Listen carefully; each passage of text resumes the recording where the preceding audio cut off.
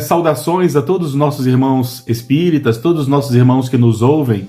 É com muita alegria que nós temos mais essa oportunidade de encontro, de reunirmos-nos no entorno da mensagem espírita, da mensagem dos evangelhos. E eu queria iniciar exatamente agradecendo pela oportunidade que nos dão do estudo.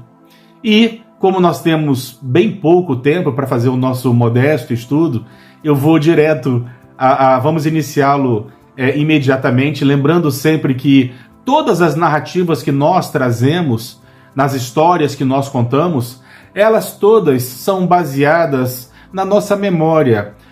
Nós contamos essas histórias no sabor da nossa memória, mas eu prometo que eu vou tentar ser o mais fiel possível àquilo que está no texto.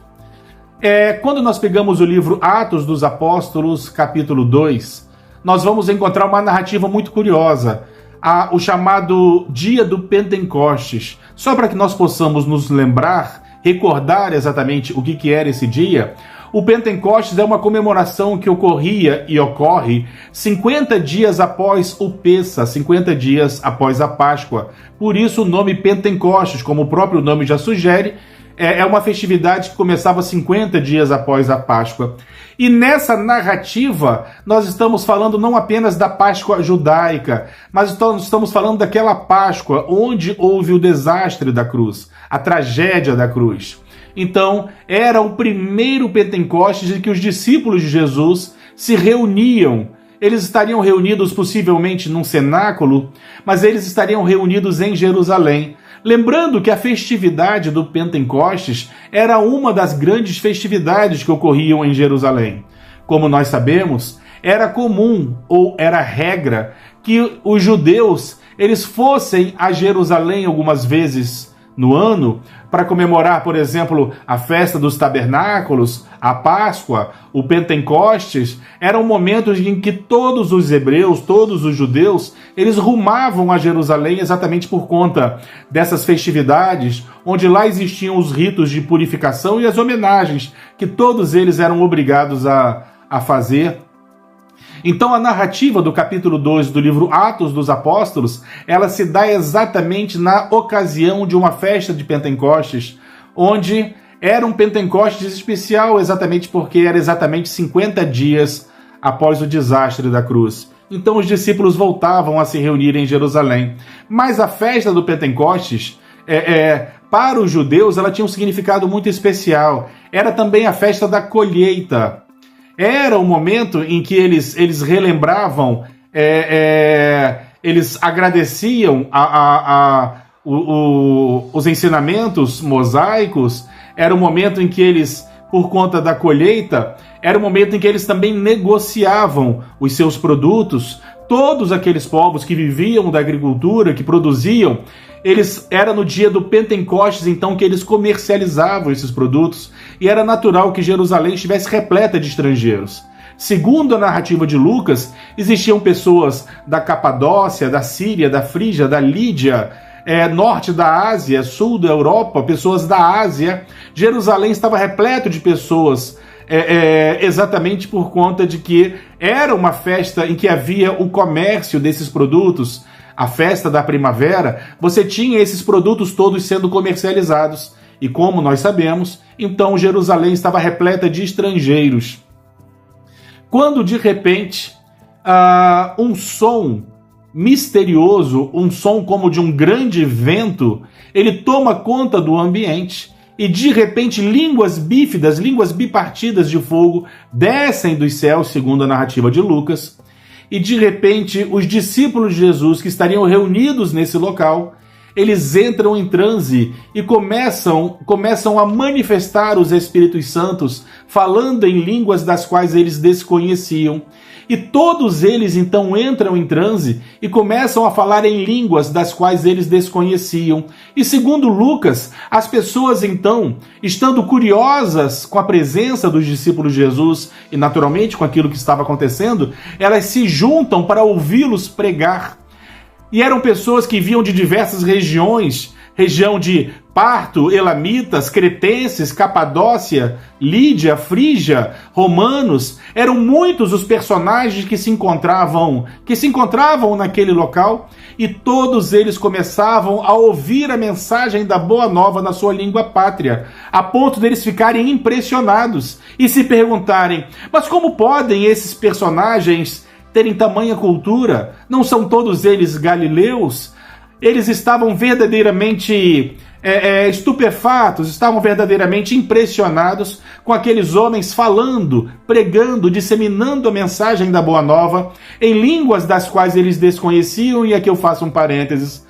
Allan Kardec vai nos afirmar que esse fenômeno tem um nome, chama-se xenoglossia.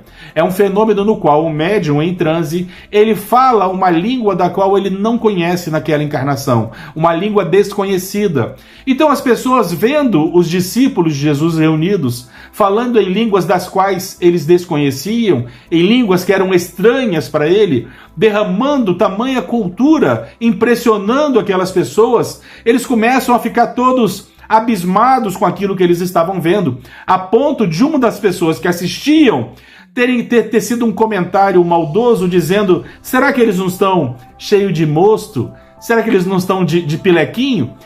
O que Pedro interrompe o transe, se levanta, ele estaria sentado, ele se levanta e começa então a falar: não tem ninguém aqui repleto de mosto, porque é a hora terceira, ou seja, era às 9 horas da manhã, não tinha ninguém que estivesse embriagado nas primeiras horas do dia, pelo amor de Deus. Então Pedro imediatamente repreende o comentário dizendo: não, ninguém está aqui cheio de mosto não, porque é a terceira hora. Então Pedro começa uma narrativa muito curiosa, dizendo que o que estava acontecendo com aqueles personagens em transe, que os Espíritos Santos falavam através deles, o que estava acontecendo ali era exatamente o que havia profetizado o profeta Joel, quando o profeta afirmava que nesse tempo, naquele momento, vossos filhos e filhas profetizariam, vossos jovens teriam visões, vossos velhos teriam sonhos. Eram os dons, os chamados dons do Espírito Santo. Quando nós pegamos essa narrativa do livro Atos dos Apóstolos, e para falar a verdade, todo o livro Atos dos Apóstolos, nós observamos que os Espíritos Santos, eles, vez por outra, sempre que os cristãos se reuniam, os Espíritos Santos falavam.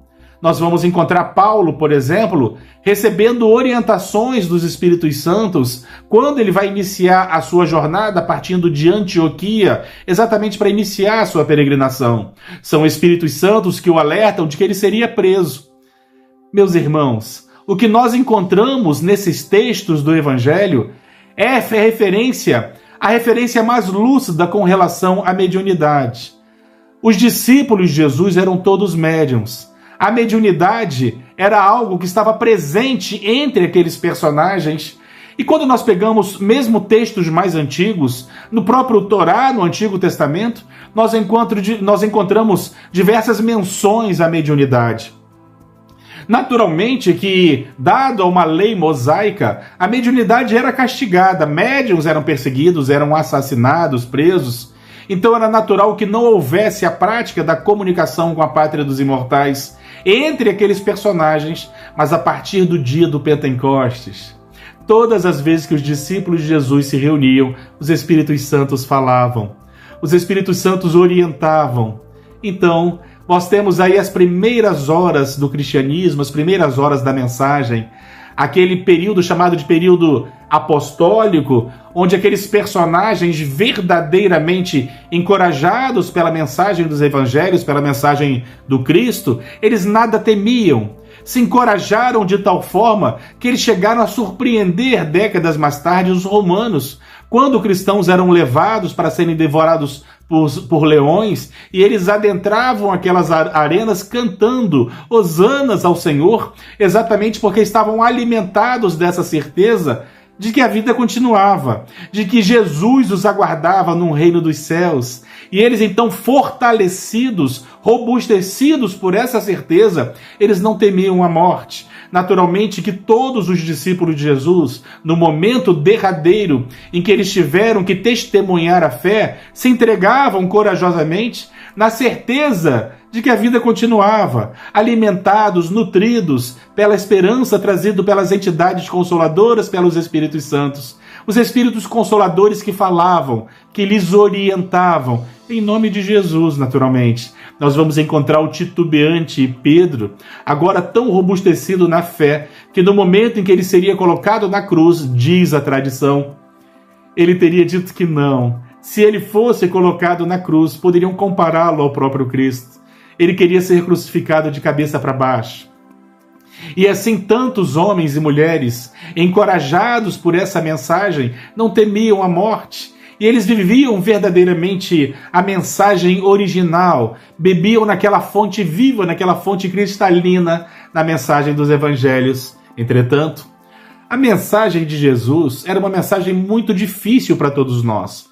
Se nós temos dificuldade de compreender a mensagem de Jesus nos dias de hoje, imaginem há 2 milênios atrás. Se hoje eu, Guilherme, eu sou uma pessoa extremamente difícil, que tenho o coração repleto de inveja, de egoísmo, de rancores, imaginem como é que eu não era há 2 milênios atrás. Naturalmente, eu era muito difícil, e a certeza que eu tenho disso é porque eu sou muito difícil nos dias de hoje.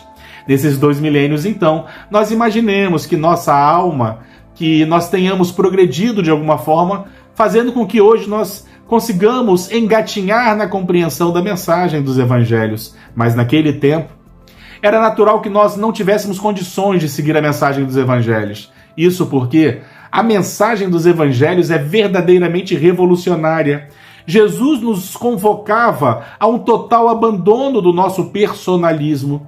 Jesus nos convocava, por exemplo, para que nós oferecêssemos uma face para quem nos esbofeteasse a outra.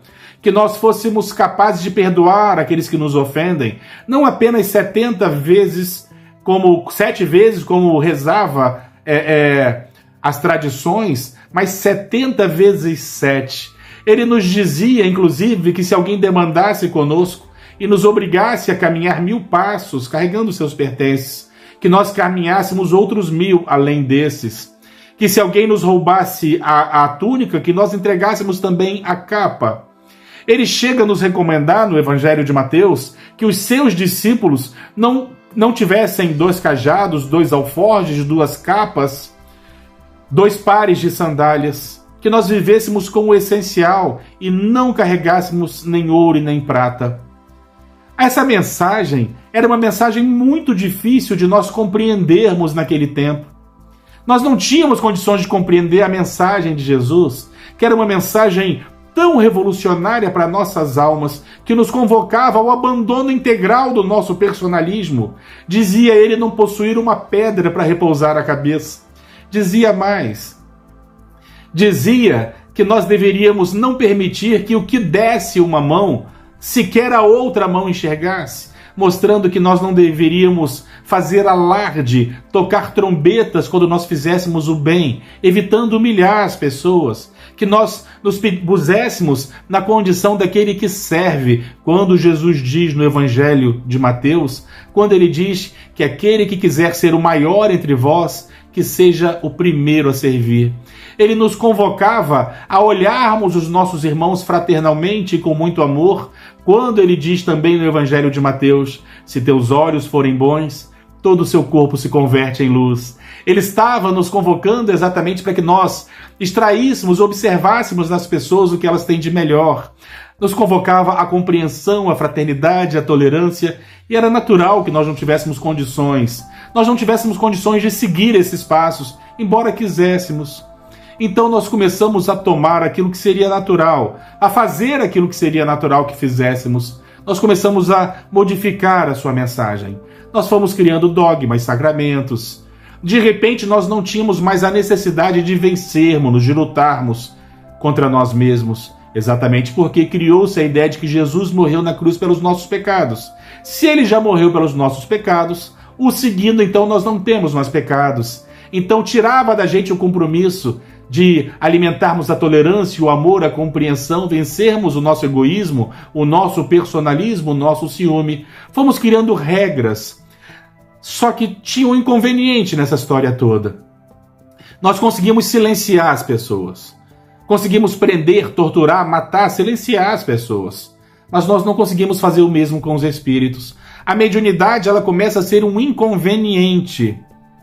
Então, volvemos a uma lei mosaica de 1700 anos atrás e proibimos a prática mediúnica. Voltamos a proibir a comunicação com os espíritos. Os espíritos santos não eram mais bem-vindos no seio da igreja. E de repente nós fomos modificando a sua mensagem. Nós pegamos a mensagem da cruz, que era a mensagem redentora, de renúncia e amor, e nós invertemos essa cruz, a transformando numa espada, impondo os nossos conceitos, fazendo com que as pessoas se convertessem, promovendo guerras, promovendo cruzadas. Nós, em nome daquele que era todo amor, nós fizemos muitas atrocidades, muito embora ao longo da história nós saibamos que apesar de todas essas modificações que nós propomos, que nós fizemos, reencarnaram entre nós valorosos médiuns, que missionários, eles verdadeiramente conseguiram passar sem serem percebidos nesse sentido. Nós temos a figura de Teresa d'Ávila, Francisco de Assis, Antônio de Pádua, Isabel de Portugal, Joana d'Arc. Todos esses personagens eram grandes médiuns do passado, que conseguiram, naturalmente, sem bater de frente com dogmas religiosos, com os dogmas da igreja, eles conseguiram volver aos ensinamentos originais do Mestre, amando, servindo, nada possuindo. Os tempos foram passando. Reencarnaram entre nós diversos espíritos para alavancar o progresso moral da humanidade, alavancar um progresso intelectual. Então nós chegamos no século XV. Surgem então as grandes navegações, a prensa de Gutenberg, surgem a reforma protestante com aquelas 95 teses luteranas, reencarnam filósofos chamados renascentistas, valorizando o homem, as artes, a cultura grega, volvendo exatamente a filosofia. E de repente, no século XIX, nós vamos ter a mensagem espírita, a mediunidade sendo melhor compreendida. Agora as pessoas não temiam mais, não precisavam mais se esconder. Nós começamos a compreender que a mediunidade é um fenômeno natural, é um fenômeno fisiológico, é um compromisso que o indivíduo assume ao reencarnar, de ser ele um elo entre dois mundos, de trazer notícias de dois mundos, de trazer consolo e esperança. Mas a mediunidade, para que ela seja com Jesus, é natural que é muito importante nós sigamos os ensinamentos de Jesus, sem ostentação, sem querermos nada em troca pela mediunidade. Quando nós falamos de mediunidade, é comum as pessoas cometerem alguns equívocos. Nós costumamos nos referir à mediunidade como se ela fosse um dom. E a mediunidade não é um dom. Porque quando nós falamos em dom, nós corremos o risco de cometer um grave erro. Porque quando nós falamos em dom, soa como privilégio. E a mediunidade não é um privilégio. A mediunidade é uma ferramenta de trabalho que deve ser usada naturalmente para o que se propõe, que é exatamente para a comunhão entre dois mundos, no sentido da caridade, no sentido do bem, no sentido do amor ao próximo. Mas a mediunidade é neutra. Nós sabemos que existem médiuns que se equivocam e compreendemos e respeitamos naturalmente.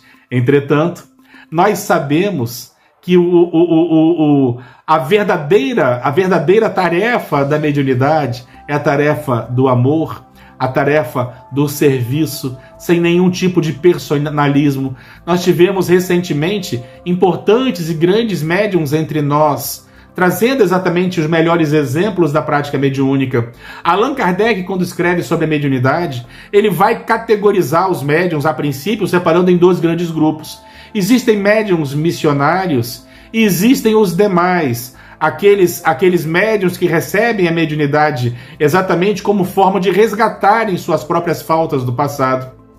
E para que nós não corramos o risco de cometer qualquer erro nesse sentido, eu, Guilherme, tenho quase 50 anos de idade. E nesses 50 anos, eu posso garantir que eu só conheci um único médium que era um missionário.